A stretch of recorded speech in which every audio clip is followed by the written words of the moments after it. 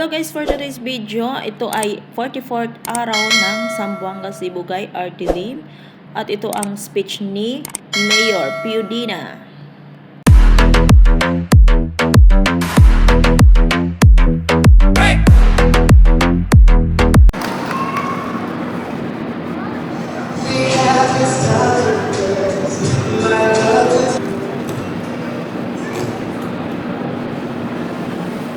Okay, salamat Ma'am Jeanette. So, may butag na ako'y nag-prepare din guide para sa tuwang seremonial sa Pangikasal. So, before ko mo sugod, tugutis ako sa pag-acknowledge sa tuwang mga bisita karon. Ha? Okay ra? Okay, no? Kaya medyo na late lang kanina kaya open ko man po na ito ang pangkarera. No? Ito dali-dali po dayo kung hindi ko masimulin yung 21 ka marisan na kasunod na ito. Ha? May ganit kay wala na po muna ulit. Okay, no? So, una-una sa tanan, pag-respeto sa tuwang congresswoman. No? Congresswoman Doc Marley Hashim, bawat sa iyang mga staff na niya karoon din. Salamat kayo po sa pag-witness na pagsaot kayo ng natay Congresswoman na mag-witness sa tuwang kasalan ng bayan. Okay, part kami sa celebration sa tuwang lungsod. Para po sa tuwang tradisyon. Tradisyon na rin natin na every founding anniversary sa tuwang lungsod na agitay kasalan ng bayan. No? So karon daghan-daghan ang tuwang mga couple, no? Mga parisan sa tuwang kasunod. And of course, sa tuwang mga sangkot ng bayan na nagkaroon Honorable Genesis Panis, Honorable Arlie Calixtario, Honorable Reynaldo Junjun Inso, Honorable Alain Subibin, and representative gikan sa buwatan sa PSA, no, ato ni partner na permigid si Sir Jerry Laulaw, bukan sa iyang staff usap, no, sir, thank you. And of course, ato ang buwatan sa NCR, si Sir Pablo Aguias, na usa sa napatigayon ani sa tuwang kasalan ng bayan karon, daghan-daghan yun, hindi sumusubot yung kabayan ko, kasi sayang pa ang panahon. Mamuha nga daghan-daghan sa si Sir Pablo, no? Kuha si Junjun Aguias. And sa kauban siyang mga staff na niya po karoon din. And nakatuwang HR mo, si Ma'am Alma Garcia na karoon karoon. Sa itong mga partner, mga prayer warriors, mga pastor, si Pastor Diones, ang atuwang imam, Ustads Sarion, Pastor Endrina, Pastor Sabihon, kapurag yun. Uban nila, so nagkagdagan kami natin mga pastor, kamulang, karoon, nabilang ko siguro, okay? Awa na lang. Okay, nagkabili, mabrata, makapili kayo. Gamay-gamay lang sa kayo na participate sa atuang activity. Okay? So, ato na din pag-sundan, no? Na ako'y guide, okay, kung ako din, ganang ako ang seremonya ng diyan sa kanang-andan ako sa akong opisina. Wala naman ako kinato, no? Kinato na ako magnihimudihan at din advice na akong hinahingo panahon na namin kaston. So, karon ginaganda kayo mahapdan na ani kung mag-advise yung isa-isama na mo. May tulong akong sumong ng natay guide, no? Karoon na akong phone. Okay? Ako din kasakot, ako din ako. No, katuwang mga kasunod. Ako sa ihanyon, no? Kini mga atong mga kasunod na pagtindog para murag tindog, no? Tindog mo. Okay naman ka ha? Wala na kaya na siguro ni, no? Tindog. Okay, so tanawa sa inyo ha? Partner, kung maubagin na. Ate ma! Sige wala ma! Pinagkapilan. Sige mo! Yawan. Papawag ko yan, sige.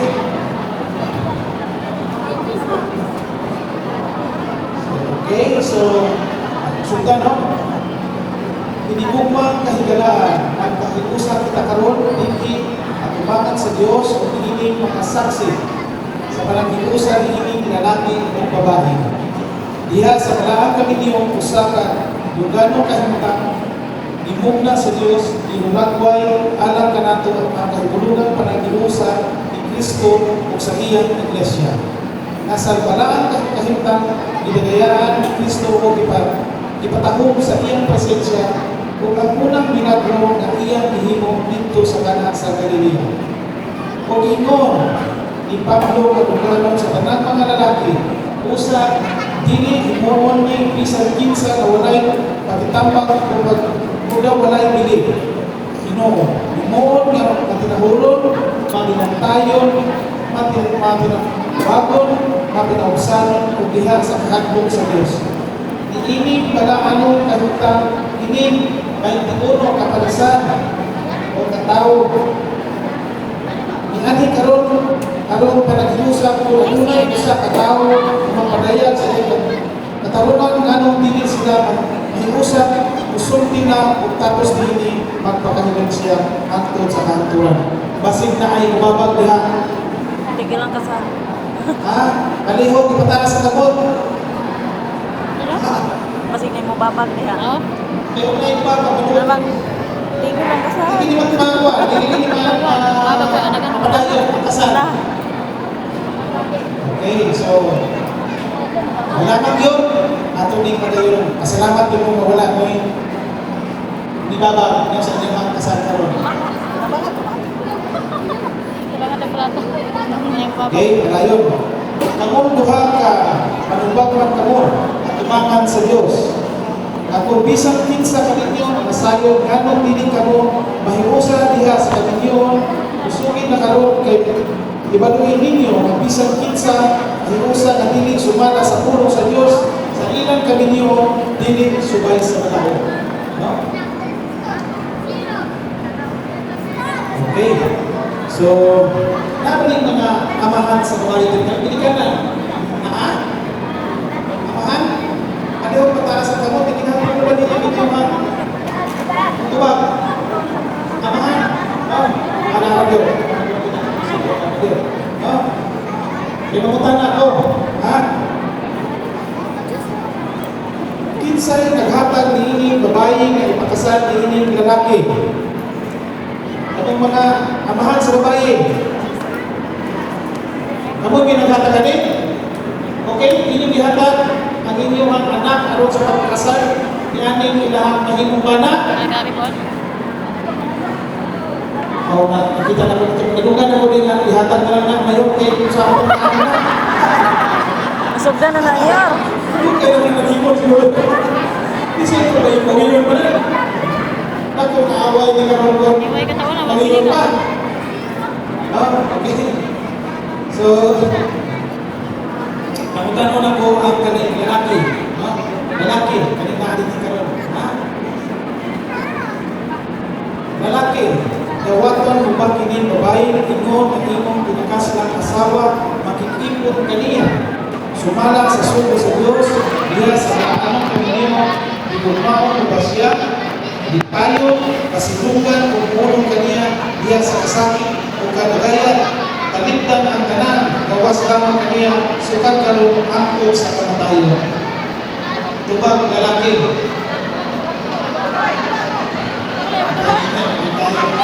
Pagkawa na yung manang, kaya sa kurang din. Huwag yun tubag. Pagka diskuhido ni Ron. Paldo ang mga. Hindi sila sigurado. Kamu po ninyo? Dili. Hindi mo talaga sasawa. Kawato na lang. Tawato na lang. Ano yun? Sawa na yun.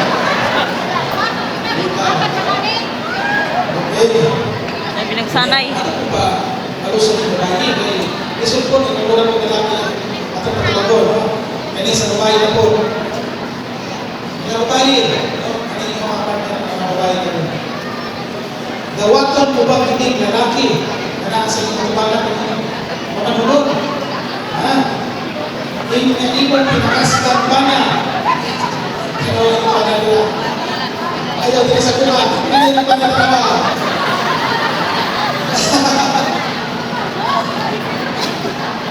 Pag-iikon kaniya, sumalat sa Diyos, ila sa ilahan kami niyo, igumamon o basya, ipayon, taburon, kumulong kaniya, diya sa kasakit, nagagaya, sukang karon, hapon sa kamatayo.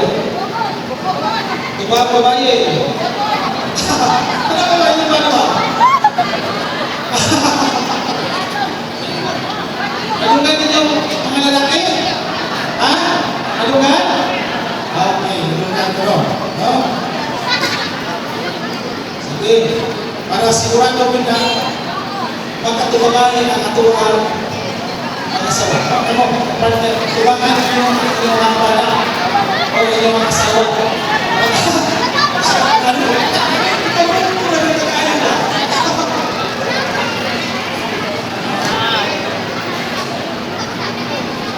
Ayun, sunod sa ako, ha?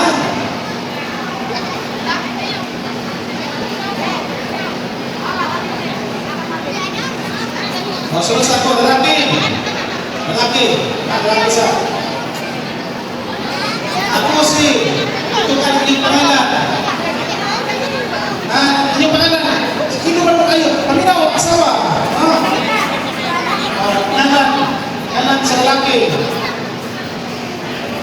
Udawat kanimo, kung sa'y tawagin mo sa iyong asawa, kung hindi ko mag-away. Ayun.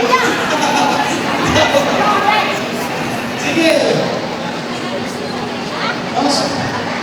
Ingon nga akong pinakas ng asawa. Sunod sa ako. Sige, gusto mo lang gusto mo sa ako. Ingon nga akong pinakas ng asawa. Adi man kasabot. Karon, magigipon kanimo diha sa kasayon o kalisod, sa kalagayan o kawaton, sa kasakit o kahipso, higugmaon o ipayon, hangtod sa kamatayon, sumala sa balaang sugo sa Diyos, o ka na ang hapong saan kanino. Okay. So, kung tanong sa babae at kung tanong sa lalaki, o sunod sa ako.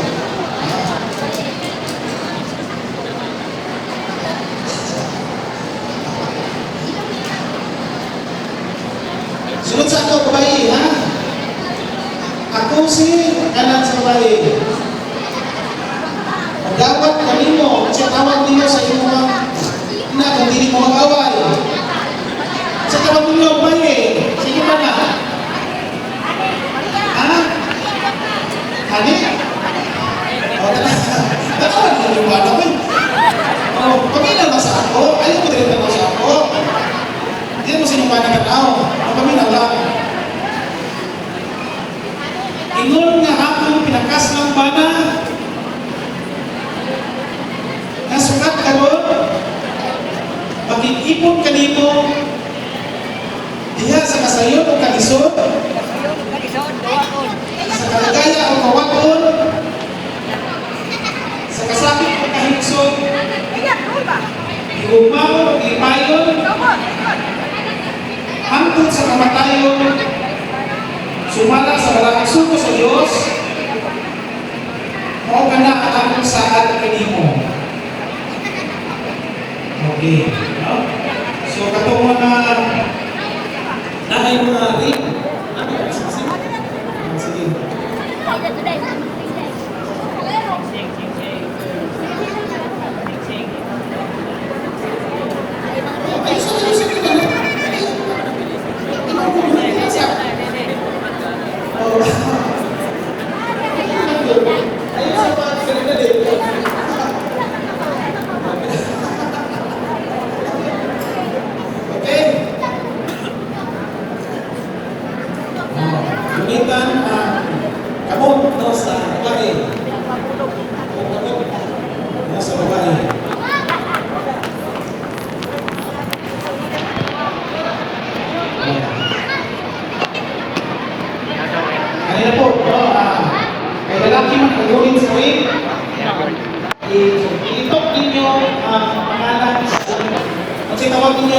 asawa? Ha? Oh.